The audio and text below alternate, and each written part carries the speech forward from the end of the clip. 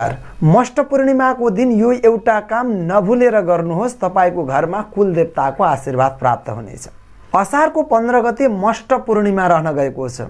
भगवान कुलदेवको आराधना गर्ने दिन हो। तपाईका कामहरू बनिरहेका छैनन्, तपाईका कामहरू बिग्रिरहेका छन् र कामहरू बीचमै छोटिरहेका छन्, ढिलो भइरहेको छ, पैसाहरू फसिरहेका छन्, कामहरूमा बाधा व्यवधानहरू आइरहेका छन् र तपाईको सन्तान सम्बन्धी समस्याहरू पनि छ भने यो एउटा काम तपाईले अनिवार्य रूपमा नभुलेर गर्न सक्नुहुनेछ यो पूर्णिमाको दिन। के गर्ने हो त, अर्थात् कसरी गर्ने हो त, यी सम्पूर्ण विधिहरू तपाईलाई बताउनेछु।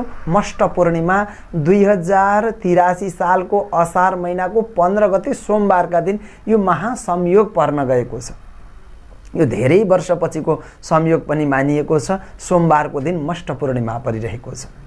त्यसैमा पूर्णिमा भनेको चन्द्रमाको तिथि, त्यसमा पनि सोमबार पनि चन्द्रमाकै बार रहन गएको छ। यस दिनमा गरेका कामहरू पूर्ण रूपमा पूर्ण फल प्राप्त हुने गर्दछन्। त्यसैले तपाईले यो काम अवश्य पनि गर्न सक्नुहुनेछ। म ज्योतिषाचार्य गोविन्द पाण्डे, आलमदेवी ज्योतिषताप वास्तु परामर्श केन्द्र भैरहवामा रहन गएको छ।